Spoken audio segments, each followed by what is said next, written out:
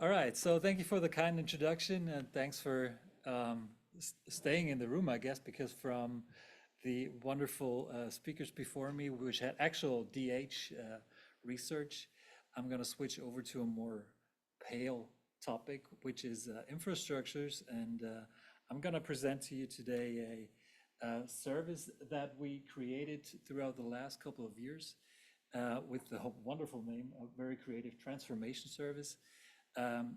We need to find a name for this thing, but it shows well, it's a result of its standing in the projects that we had, because the transformation service has been an auxiliary tool which has been developed aside from the actual tools that we developed, which were search solutions, which were like edition catalogs, and they all had some transformative tasks that reoccurred and made us create this service as an auxiliary tool. But now we kind of found out, well, there might be more use cases to it, and that's why we present it, and that's why we want to share it with the community. So the transformation service, what is it? It is based on descriptive definitions of data models and mappings. It accesses resources from wherever they are available. So it could be a web page, just the HTML, no data, but we try to extract data from it. Could be OAI PMH, could be REST. Whatever we get, we'll take it. And it then applies transformative tasks to parse and process resources to create enriched versions of it. And that executes transformations to target formats as required and modeled. So transform it to generic formats such as Dublin Core, such as DataCite, to make data more accessible. Two primary outcomes of the transformation service are supported: virtual collections and virtual APIs, and I'm going to show you examples towards the end of my talk. Can I use this thing? Yeah, I can. So the scope of the transformation service, I don't want to exclude actual research data collections, but it's not the primary scope of the transformation service. Research data collections have their long time archiving, they have well-structured data, they have good interfaces typically, so accessibility of data, fairness is not really that problematic. But what we found on our way to create our search solutions, we have a lot of legacy resources, we have a lot of web portals, we have a lot of hobbyist projects which contain highly relevant research data, but they're not really accessible in terms of fair criteria. You cannot, well, you might be able to browse them as a human, but they're not developed to be consumed by other services. So no machine access at all, or very limited. So what the transformation service is trying to accomplish, it wants to make resources machine accessible, and it wants to enrich resources in a way that they can be interpreted out of their original context. So if we look at a collection of letters from Goethe in Germany, the data sets might not have a field sender is Goethe, because that's just a given in the collection. So to take the data out from the collection and share it out of that context, you have to enrich the sender, which is Goethe in that case, to every data set, so it's interpretable out of the original context. Little bit of infrastructural project setting. I come from the from a branch of projects that originated in Germany with Area DE, nationally funded, but EU initiative that started 2011 and ended 2019 with a conjunction project that joined Area DE to the now ongoing here, the NFDI, National Research Data Infrastructures. We have 4 of those in Germany: for objects, for memory, Text Plus, which I'm a part of, and NFT for culture. And throughout the years, we developed search solutions. Like the generic search was an early one, a very broad search, Dublin Core based. Integrated a lot of sources, integrated a lot of like these legacy projects, hobbyist projects, is still there, is being used. Then a more focused federated search, same technology, different set of collections, same kind of problems, same technological framework below. Another search, which I'm going to come back to in my examples later on, the tutorial finder for Clarity integrates teaching and learning material collections, makes them accessible, and you can search there like here Python AI, and you get your tutorials on artificial intelligence with Python. And finally, just recently, a catalog for textual resources in the DH linguistics focused, but same thing.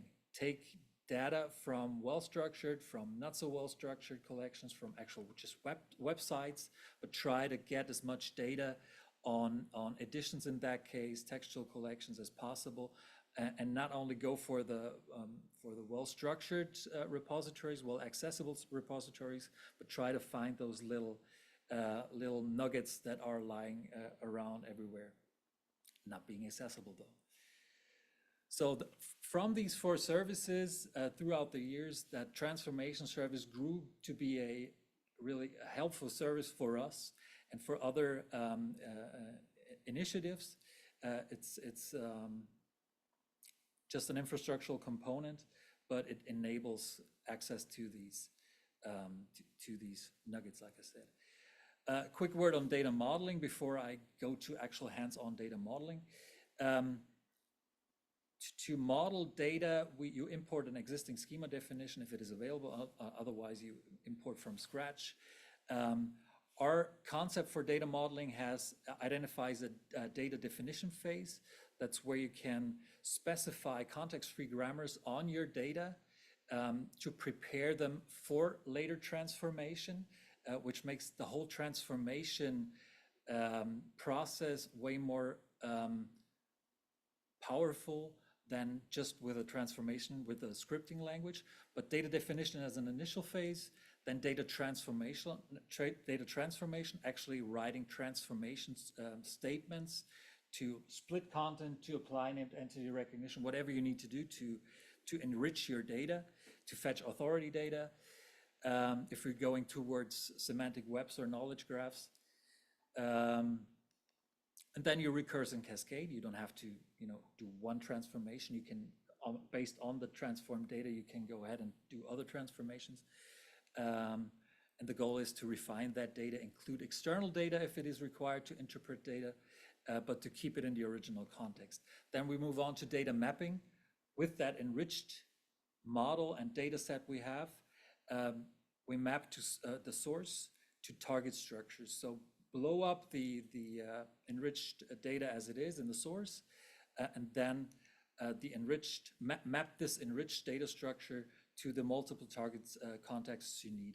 As you need maybe for aggregators, which we are ourselves with our search services, but there are many aggregators that welcome you with your data if you have them in the format that they require for ingesting.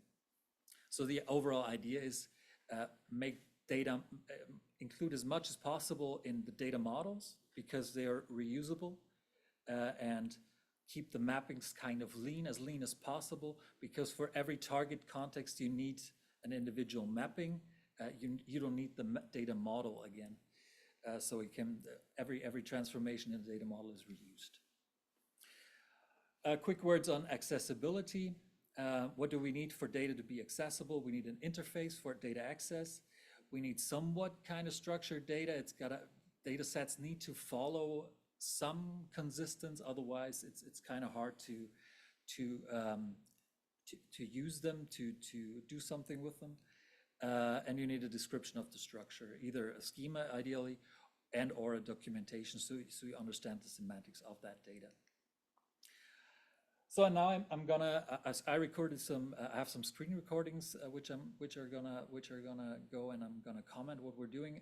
But my first example is the Zeitschrift für digitale Geisteswissenschaften, so Journal for Digital Humanities, which we wanted to have in 2 systems. One in the tutorial finder, as I showed initially, and the other one, the green one, the search for that research cooperative Marbach, Weimar, Wolfenbüttel, The journal is part of that research cooperative, so they needed it in their search. We wanted it in our tutorial finder. What makes the journal hard to consume is it's got an interface, it's got an RSS feed, but an RSS feed is, kind of 5 or 6 elements in there, so not a whole lot. But it also uses TEI, but the RSS feed and the TEI documents are not connected.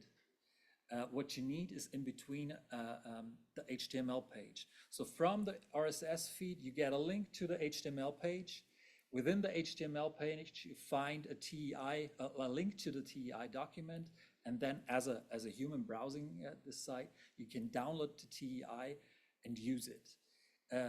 We want this machine accessible, so the TEI profile, of course, is documented. So I'm going to show first what you need to do to access it as a human. You open the web page, you scroll to the bottom where you find the link to the RSS feed. You get the RSS feed, open it up.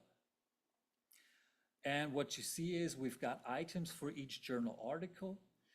We're going to pop one out, and that's all we have with respect to metadata. We've got the description, which were actually keywords. We got a title, we got the creator, and then we got the link to this web page. We can look at the article, but we want to index this article actually in our search solutions.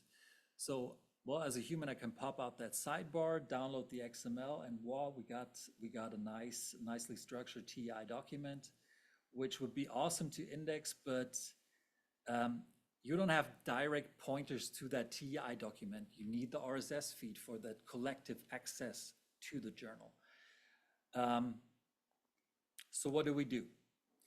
I'm gonna copy one item out of that RSS feed and paste it into our modeling environment, which is used then as a sample. What do I do? Oh, I close some XML text just to have the whole XML well structured. And on the right, you already see the parse tree. So we have in blue all the items that are in the RSS feed. And the RSS feed ends with the GUID, with the link to the web page. And what we do now is we model on how to fetch the web page. Fetching the web page is easy. You just need to take the GUID and embed the web page into the data structure, which is done here. File, embed the web page. So for the RSS dataset for the item, we actually just pull the web page. Then it gets harder. We describe here the structure, that's data definition. We describe the web page just to the extent where it allows us to identify the link to the XML document, to the TEI document. So for us here, a page consists of a TEI link or other HTML, and a lot of that. That's enough for the transformation service. That's the parse tree we get from that, and all this, it creates Java code, so it's really, it's running in line with all the other code that the transformation service is made of. And now we have extracted, we're telling the transformation service on how to extract the TEI link from the web page, and we conclude with embedding, calling and embedding the results following the URL.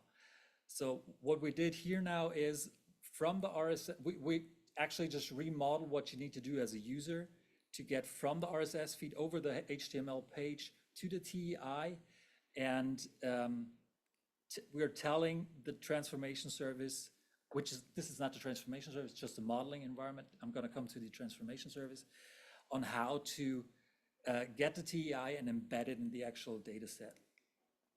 I've got another example before I move on to the transformation service, probably a worse example, I guess. Telemaco, a teaching and learning materials collection, target system tutorial finder. Telemaco is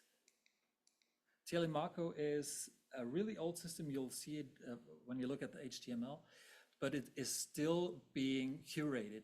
People are still putting references to tutorials there. So it's a really high relevant source for our tutorial finder, but it's based on old technology. So the main interface for users for the journal, we had the RSS feed as lead structured entry, but now we have just the HTML page as an entry. And we're going to move through that HTML page until we finally reach a point where individual resources are described in somewhat structured terms. I'll show you as a human how to get there in the browser. So this is the landing page. You can see it's not really brand new. And you can browse by keywords. You can also browse by authors.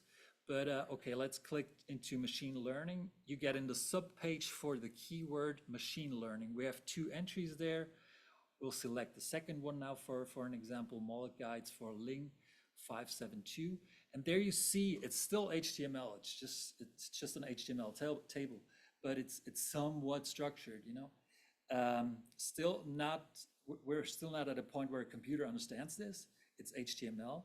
Or a computer understands it, of course, but we're far from extracting structured data from this, but it's at least a table.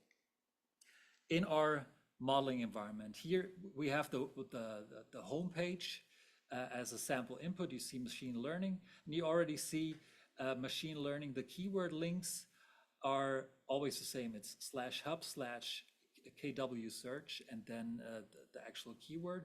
So here again, a grammar. A context-free grammar, 25 lines, to process this page and extract the links to the keyword pages from that page. A page is then made of author links, keyword links, HTML, parse tree again, okay? So decomposing the web page, just to an extent that we can use it. But enough. And then we're extracting the keywords from that home page. This is what we get here. Label analysis of speech data, the link, the full URL. Next step, pull the keyword page in. This is what's happening here. Embed the keyword page.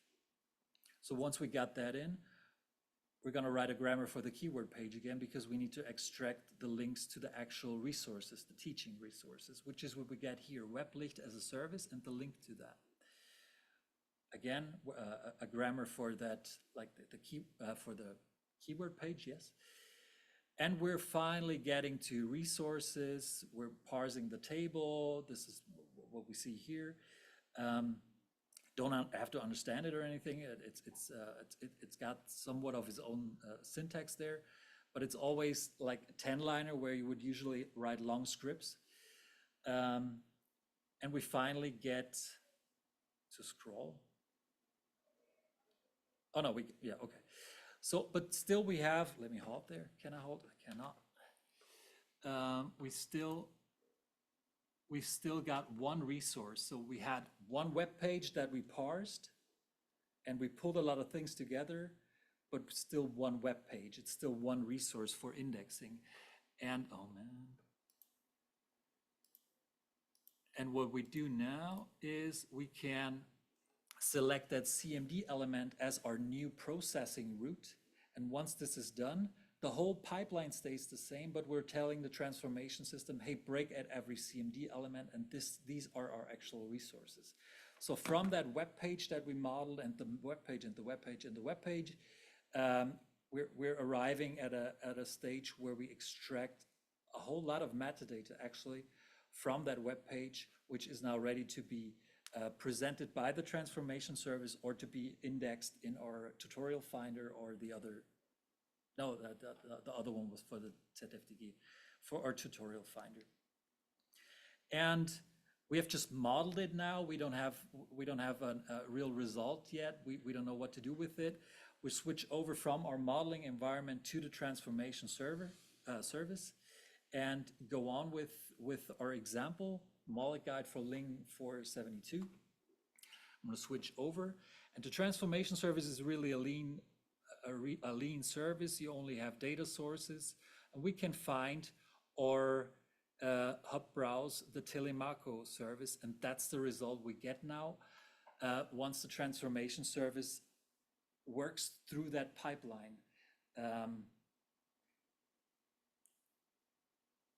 guess I've filtered to find the right entry. So, but what we get back is now a JSON, because JSON is just a default. You can get it as CSV or XML as well, if you want to. But what you get is you get that 500 whatever resources that Telemaco did not really have an interface for. You only have the web page. Now you've got an interface, and that's what we call virtual collection. We should have called it virtual interface, I guess, but it's an interface for collections, for data that does not really have an interface, or that interface is lacking functionality or features.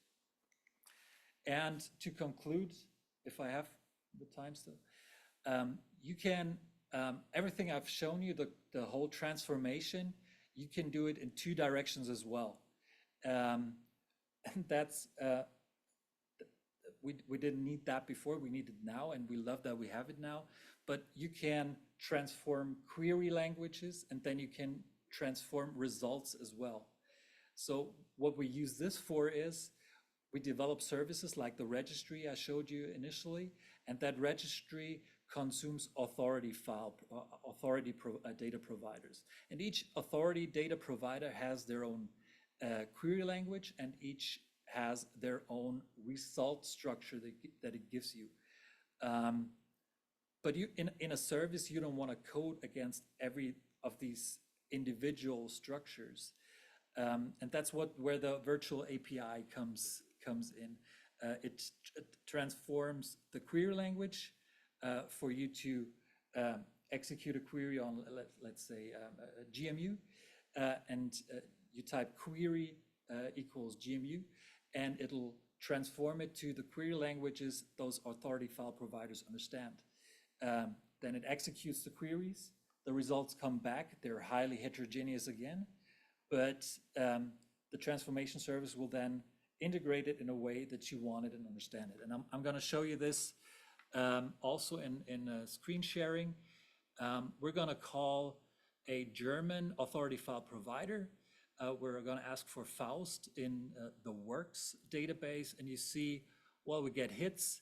It's got a GND ID, continent code. We've got a lot of IDs. We've got language codes, GND subject, all sorts of nice information in their own data structure. We're going to call for a service called Hedgedog in another authority data provider. And again, a nice structure we get back, but a completely different structure, of course. It's a different provider. Label, category, persistent ID. Now we're asking the transformation service for Faust, and we're going to get back vocabulary entry, score, key, primary value, references. We're going to ask the transformation service for Hedgedog, and we're going to get back vocabulary entry, key, primary value, references. So exactly the same structure.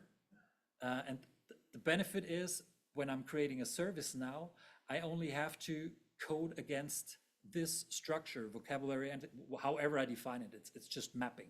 I can define the structure however I want, but I define it for the registry like it is here: vocabulary entry with a score, with a key, with primary value and references. And once I shoot the query to the transformation service, it gets expanded to all the authority file providers that are there, that are integrated into transformation service. We're waiting for results from all of these databases, and the transformation service then takes care to create the structure of the response that I need in my service to go on. So no need to implement against every single database, every single REST API, but only the one REST API that the transformation service provides, and the transformation service takes care of the rest. Although you need to create the mappings, of course. You need to, if they're not already there, you need to model the structures that you get back and whatever you want, but it's then a more declarative task, and it's more error resistant, because if the provider that you're querying changes its structure, changes fields, you don't have to touch your code. You just draw lines differently. You just change the mapping a little, and you're good to go again. You don't have to touch your code in the service. And that's it, I guess. No, it's not. yeah, we're going to skip over that.